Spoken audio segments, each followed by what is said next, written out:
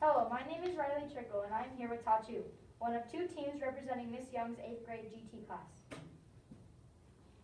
My name is Ava Knox. My name is Colton Clay. I'm Cameron Williams. I'm Riley Aiken. And our teammate Arwen Reese could not attend today. We wish to present an issue that may not sound familiar to most people in this room. However, this problem is far from obscure. Our world issue fits under Sustainable Development Goal 5, Gender Equality. To take local action, we started a fundraiser, GoFundMe, and website to raise awareness in our community as well as our school. Our fundraiser is still in its infancy, but we have been able to raise around $160 so far from local donations. The issue we are presenting to you today is gender inequality in South Korea and how harsh beauty standards are used to oppress women and negatively impact the quality of life for many South Korean women. The ideals and standards set for South Korean women put them at a disadvantage. With your help, we hope to fix this. Judges, let me take you to Gangnam-gu, where 470 independent clinics operate every year on young Korean women. Korea Expose says, despite the size of the market, the area is now so saturated that there is a growing problem of illegal brokers bringing foreign patients to clinics that are not licensed to operate on foreigners.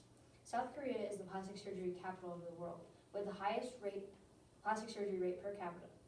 South Korea is only topped by America and Brazil in relation to the amount of procedures conducted each year. But when comparing South Korea's population of 51.47 million and the United States population of 325.7 million, it's no wonder why standards in South Korea play such an important role in Korean culture. From movies to advertisements, beauty has become the focal point of South Korean media. With K-pop and K-dramas becoming more popular and mainstream, it's becoming harder for women in South Korea. In this highly conformist society, everyone strives to look the same or hold up to a specific ideal. This holds true throughout every aspect of Korean society, including the job market. In South Korea, many companies have the right to require pictures on job resumes. These are not used for any logical purpose other than to see if this candidate properly represents the ideal set by the company. It's simply a matter of representation. Though companies will officially deny it, applicants who look conventionally more attractive are given a leg up in the recruitment process, Korea Expose. However, there is hope for this issue. The president of South Korea announced the beginning of a blind recruitment program, which would prohibit companies from requiring photos on job applications. Plastic surgeons can attest that business and activity begins to rise whenever the job season rolls around. Alongside this, Hong Jua, a current member of the Korean National Assembly, introduced a bill that would punish corporations that required headshots on job resumes. These companies would have to pay a fine if they were caught asking questions in relation to appearance, birthplace, marital status, or the education of family members. Currently, there isn't a law or bill in the U.S. that prohibits companies for adhering to lookism or discriminating on the basis of appearance. However, this is because it is practically unheard of in the U.S. In South Korea, this is far from the truth. So much so that plastic surgery clinics use an upcoming job season as an opportunity.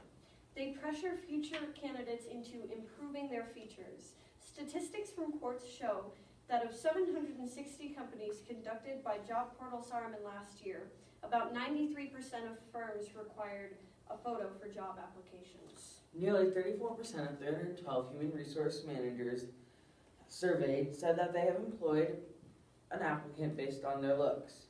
And 50% said that they have rejected an applicant because of their appearance. This issue may also go against the law and the rights of South Korean citizens. Asking for candidates' photographs, though it isn't illegal on a federal level, while questions about height and weight may be viewed as illegal under federal law unless the question is shown to be relevant to the job.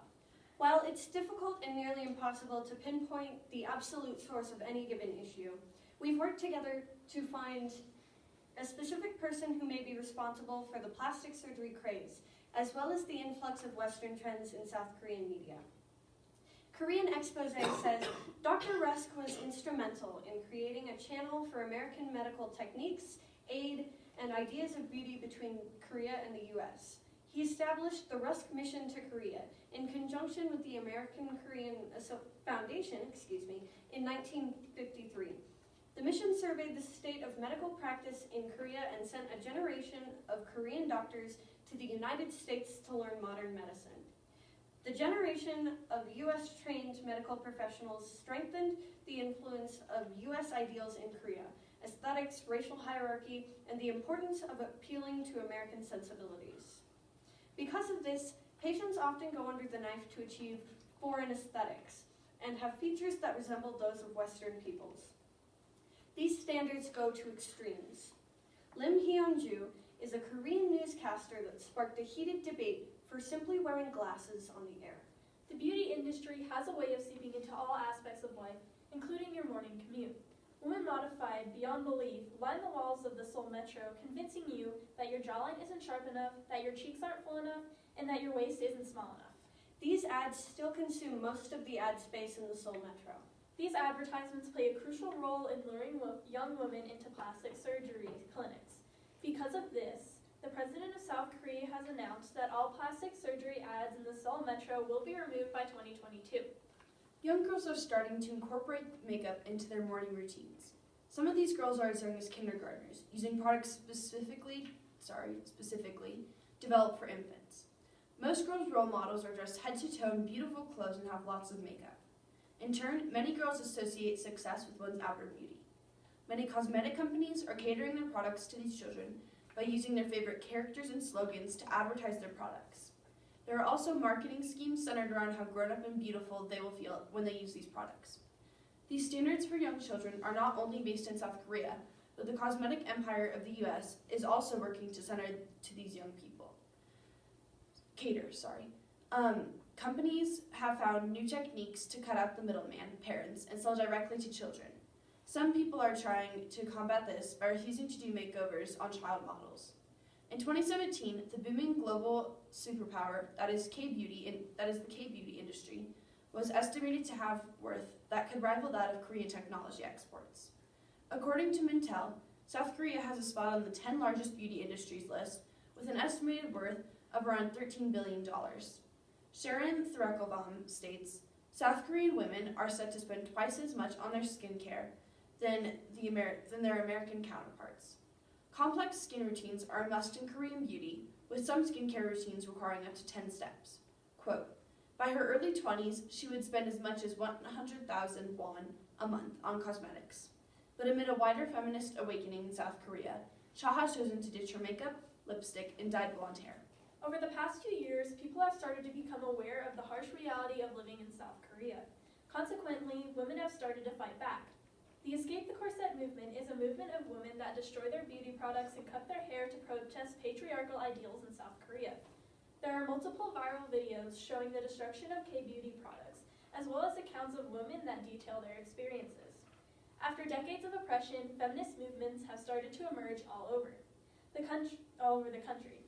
The movement doesn't only aim to challenge the sexual objectification of women, but also change the status of women as subordinate to men, said Lee Na-young, a women's studies professor at Chung-Ang University in Seoul. As a result, we're not seeing a change in makeup and cosmetics, but also the way people dress. Many people have come forward with their experiences about unrealistic beauty standards in South Korea. These people have lived with the uptight Korean standards. They speak of vigorous makeup routines, ads posted on every corner, and constant judgment based on physical appearance, such as Miss Bay, who uploaded a video on the entertainment platform YouTube and received many degrading comments. In June, Miss Bay uploaded a video in which she goes through the laborious process of applying creams, foundation, eyeliner, and fake eyelashes. A series of simulated messages like those she has received in the past scroll across the screen. One says, "Your eyes are freaking uneven." Another, "I would kill myself if I were you." The Guardian. Many people in South Korea are subjected to degrading and harmful comments every day. This judgment goes far beyond social media and leaks into everyday life. The comments can be heard in the workplace, at home, and even just walking down the street. Model Hang Miyoku made headlines after injecting black market silicone and cooking oil into her face after being denied treatment at a clinic. Surprisingly, the silicone was administered by the plastic surgeons that told her to go operate on herself. Heimyoku permanently disfigured her face, and while she survived the situation, her life is now living hell. Nikki Kim was looking for a job after moving back to South Korea. She was shocked to find that resumes required a picture. Nikki Kim, who grew up in England and graduated from college there, had just returned to her native South Korea. She chalked it up to cultural differences and submitted a no-frills passport-style snapshot. Then came the real shock. Prospective employers weren't impressed. "You don't look like this photo," one told her. "Why did you choose this photo?"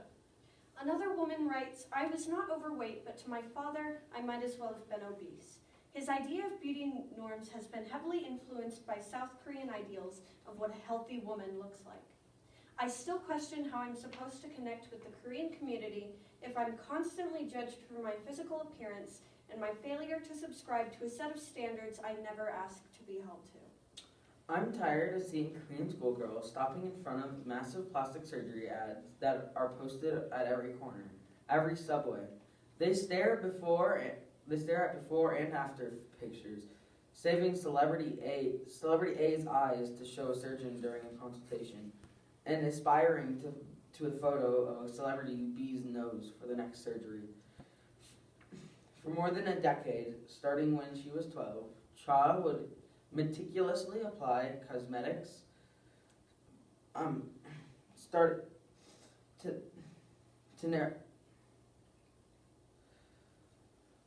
chasing the narrow definition of beauty that dominates South Korean society. In middle school, she applied the foundation that lightened her skin tone, avoiding teachers who would punish her for violating school rules. Kim Ji-young knew she wanted plastic surgery when she was 7. For the next 13 years, she destroyed pictures of herself and photos of herself until her parents decided to pay for double jaw surgery, a procedure that requires breaking the jaw to realign it. I simply cannot comprehend why an entire society is so obsessed with an unrealistic appearance that goes to extremes. I am tired of my relatives telling me that I should consider plastic surgery to get larger double eyelids.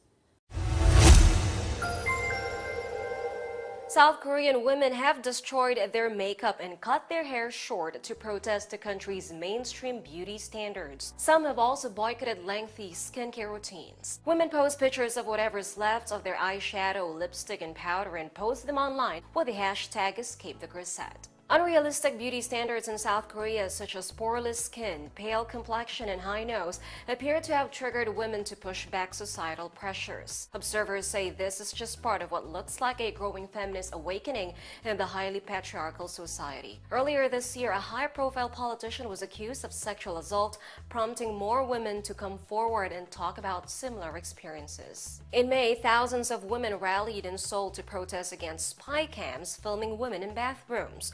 A scholar told The Guardian, these women are experiencing liberation, and once they experience that, there's no going back.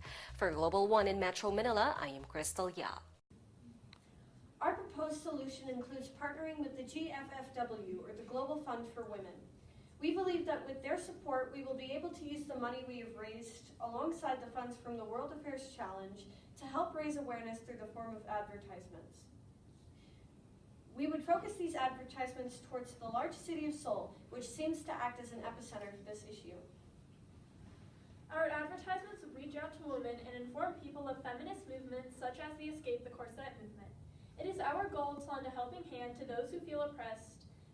We hope that we have communicated the sheer severity of this issue. In a society that has turned what was originally an item used to boost self-esteem into a cage, we believe that we can make a difference, which is why we ask for your support so that we may support many others. Thank you.